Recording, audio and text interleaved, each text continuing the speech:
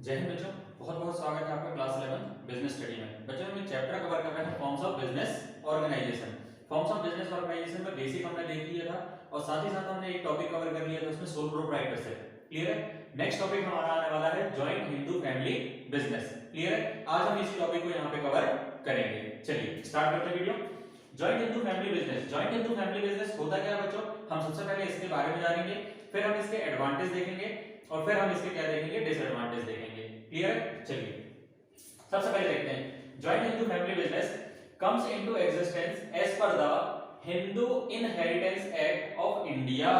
Clear है। India में एक एक्ट बनाया गया है जिसको बोला जाता है हिंदू इनहेरिटेंस एक्ट। क्लियर है। इनहेरिटेंस मतलब क्या होता है कि पीढ़ियों से जो चला आ रहा है। क्लियर है। उस एक्ट के थ्रू क्या बनाया गया है, ये एक एक्ट बनाया गया है जिसको बोला गया है Hindu inheritance act of India. India में बनाया गया है ये, और कहीं इसका निर्माण नहीं किया गया है। Clear.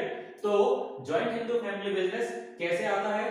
Comes into existence as per the Hindu inheritance act of India. Clear है कि हिंदू इनहेरिटेंस एक्ट बनाया गया है, उसके एग्जिस्टेंस के कारण ही हम joint Hindu family business start कर सकते हैं। क्लियर। आगे देखते हैं। This form of business found only in India. इस टाइप का जो बिजनेस होता है वो कहां फाउंड होता है बच्चों? केवल और केवल इंडिया में फाउंड होता है। क्लियर है। और कहीं ये बिजनेस नहीं चलता है। क्लियर है। All members of the Hindu undivided family, that is HUF, short में क्या बोला जाता है इसको? HUF, Hindu undivided family. Clear है। All members of the Hindu undivided family own the business jointly. मतलब जितने भी मेंबर उस फैमिली में होंगे वो सारे के सारे मेंबर उस फैमिली के क्या कहलाएंगे? मतलब उस बिजनेस के मेंबर कहलाएंगे। जो भी बिजनेस इनके द्वारा एक्वायर किया जाएगा वो जॉइंटली कनेक्टेड होगा होल द मेंबर्स। मतलब फैमिली के अंदर जितने भी पर्सन हैं वो सारे के सारे उस बिजनेस के क्या कहलाएंगे? मेंबर कहलाएंगे। क्लियर है। The affairs of the business are managed by the head of family called कर्ता।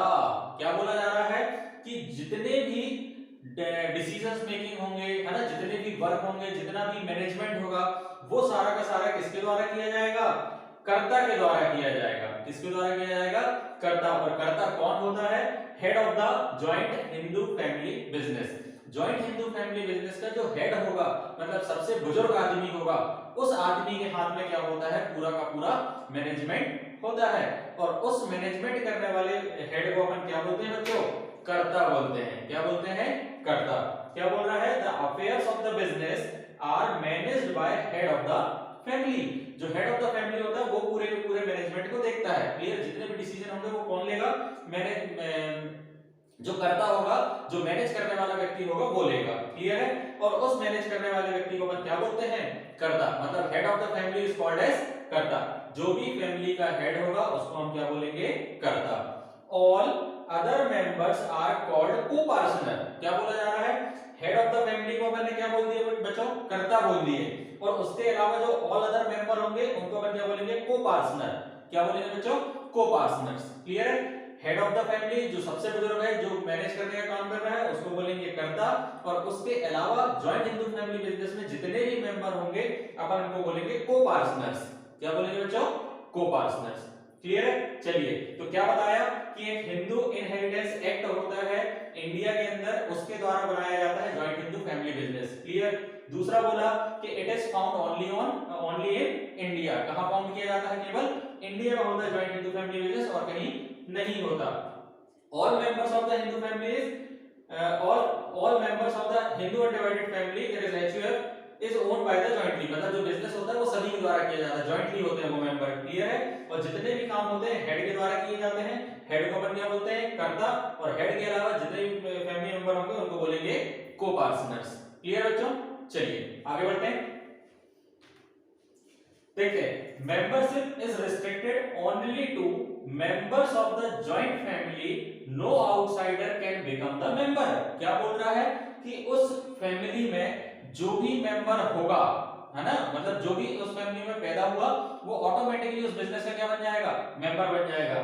तो मेंबरशिप इज रिस्ट्रिक्टेड। मेंबरशिप क्या होती है? वहां पे रिस्ट्रिक्टेड होती है। कहां तक?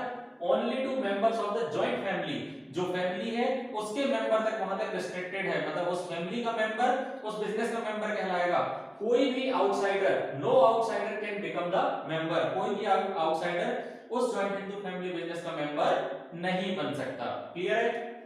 कर्ता हैज अनलिमिटेड लायबिलिटी, कर्ता का जो दायित्व है बच्चों क्या है? असीमित है, अनलिमिटेड लायबिलिटी कर्ता की।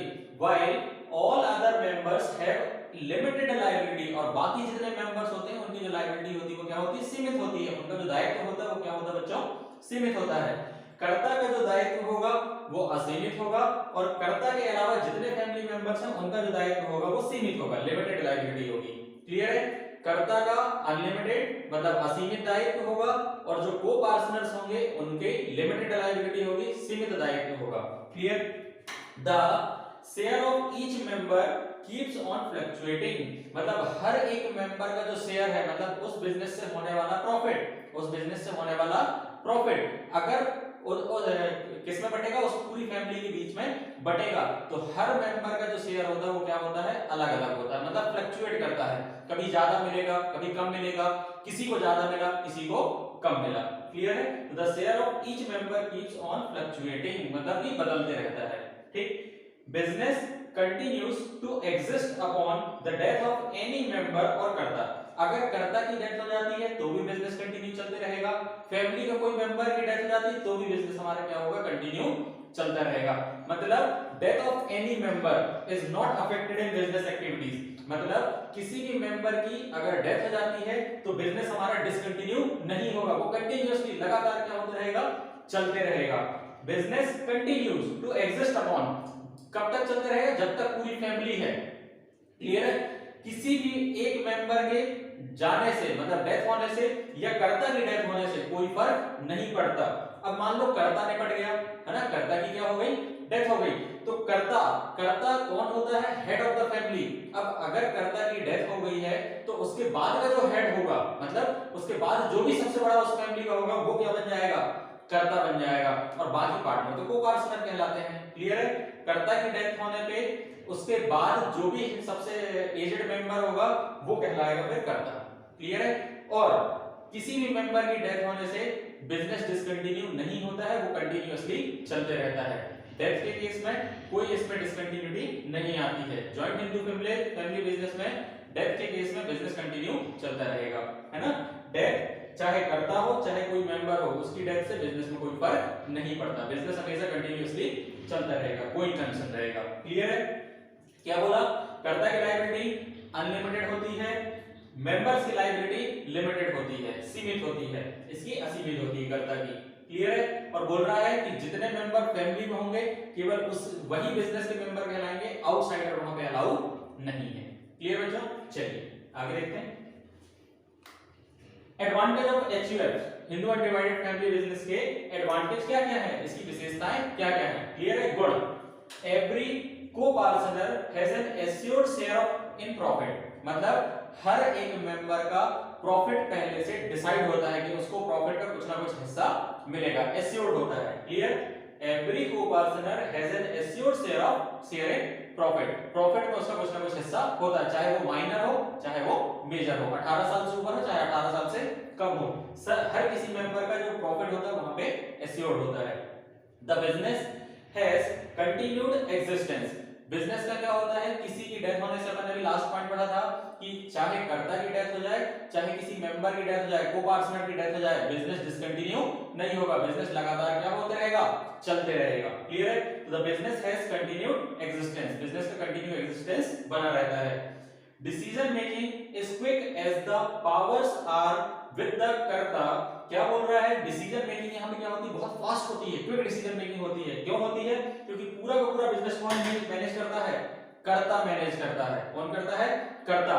कर्ता के अलावा और किसी को वहां डिसीजन लेने की जरूरत नहीं पड़ती है, कर्ता ही सारे डिसीजन लेगा। क्लियर है? इसलिए क्या बोल रहा है? Decision making is quick as the powers are with the karta, karta के पास पूरी पावर होती है कि जो डिसीजन वो लेगा वो पूरी फैमिली को मान्य होगा। क्लियर? नो कॉर्पोरेट टैक्स, किसी भी प्रकार का कोई कॉर्पोरेट टैक्स देने की वहां पे जरूरत नहीं पड़ती है। किसमें? जॉइंट हिंदू फैमिली बिजनेस में। People use it mostly for tax benefits these days. Clear है? क्या बोल रहा है कि आज के समय में टैक्स बेनिफिट लेने के लिए ही हम क्या करते हैं, इस टाइप के बिजनेस का चुनाव करते हैं। क्लियर? कि हमें किसी प्रकार का कोई कॉर्पोरेट टैक्स देना ना पड़े। तो हम क्या बनाएंगे बच्चों, जॉइंट हिंदू फैमिली बिजनेस का निर्माण करेंगे। क्या क्या बोला कि हर मेंबर का प्रॉफिट पहले से डिसाइड होता है। दूसरे नंबर पे बोला कि किसी की डेथ होने से बिजनेस कभी डिसकंटिन्यू नहीं होता है, वो हमेशा चलते रहता है, मतलब एग्जिस्टेंस बिजनेस का बना रहेगा, चाहे कर्ता की डेथ हो जाए चाहे को पार्टनर की किसी की डेथ हो जाए। क्लियर है? फिर बोल रहा है कि जितने भी डिसीजन मेकिंग होती है वो क्विक होती है, बहुत फास्ट होती है। क्यों? क्योंकि पावर किसके हाथ पे है, कर्ता के हाथ पे है। कर्ता ने जो डिसीजन ले लिया वही पूरी फैमिली को मान्य हो जाएगा। कोई भी प्रकार का कॉर्पोरेट टैक्स नहीं देना पड़ता है, और जब कॉर्पोरेट टैक्स नहीं देना पड़ता तो ये हमारे लिए क्या कहलाता है, बेनिफिट कहलाता है। इसीलिए हम इस बिजनेस का चुनाव करते हैं। क्लियर बच्चों? चलिए देखते हैं आगे। Disadvantage of HUF. क्लियर? अब इसके कुछ अवगुण भी है बच्चों, है ना? गुण हो गए, एडवांटेज, अब इसके कुछ अवगुण भी है। तो अवगुण में क्या बोल रहा है, absolute power in the hands of कर्ता। यहाँ पे ये बोल रहा है कि किसी भी को पार्टनर को डिसीजन लेने का अधिकार नहीं है, केवल और केवल किसको है, कर्ता, चाहे वो सही करे चाहे वो गलत करे। क्लियर? तो ये तो भैया स्वाभाविक सी बात है कि डिसएडवांटेज में आएगा, क्योंकि एक ही व्यक्ति के पावर से चल रहा है सारी चीजें। क्लियर है? तो absolute power in the hands of कर्ता, केवल कर्ता के हाथ में होती। तो अब अगर वो घपलाबाजी भी कर दे तो कोई भी उसको बोलने वाला नहीं है। तो ये डिसएडवांटेज है एचयूएफ का। क्लियर है? क्या बोल रहा है, इनस्टेबिलिटी। क्लियर है? इनस्टेबिलिटी होती है, अगर किसी ने कोई गड़बड़ कर दिया, अगर कर्ता ने क्या किया, फर्म में कुछ गड़बड़ कर दिया, घपला कर दिया, पैसे वैसे खा लिया, क्लियर है, तो उस फर्म का टूटना निश्चित है। मतलब वो जो बिजनेस है वो सीधे सीधे क्या होगा, डाउन में चला जाएगा। क्लियर है? मतलब पैसे जब रहेंगे ही नहीं बिजनेस को चलाने के लिए, तो फिर वो पैसा बिजनेस क्या हो जाएगा, ठप हो जाएगा। इसीलिए उसको बोल रहा है इनस्टेबिलिटी, मतलब बिजनेस कब तक चलेगा ये कोई निश्चित नहीं है। अगर कर्ता अच्छा है तो बिजनेस कंटिन्यू चलता रहेगा, और अगर कर्ता ने घपलाबाजी करी तो बिजनेस बंद। फिर limited resource can be raised. अब एक फैमिली तक सीमित है ये बिजनेस, है ना, किसी आउटसाइडर को अपन यहाँ पे एंटर नहीं कर रहे हैं, तो उनके पास जो रिसोर्सेस है वो भी क्या है बच्चों, लिमिटेड कहलाएंगे। क्लियर है? कि जितना पैसा लगाएगी वो पूरी फैमिली ही लगाएगी। अब फैमिली के पास जब पैसा खत्म तो बिजनेस का डेवलपमेंट रुक जाएगा। क्लियर है? इसीलिए बोल रहे हैं कि limited resource can be raised. वो उनके पास कम रिसोर्सेज होते हैं, जितने रिसोर्सेज होंगे वो सब फैमिली से ही बटोर के लाएंगे। क्लियर है? तो वो कहलाता है limited resource can be raised. ठीक। Scope for conflict. अब क्या बोल रहा हूं वहां पे, स्कोप फॉर कॉन्फ्लिक्ट। कॉन्फ्लिक्ट के वहां पे क्या हो सकते हैं बच्चों, स्कोप होते हैं बहुत सारे, है ना।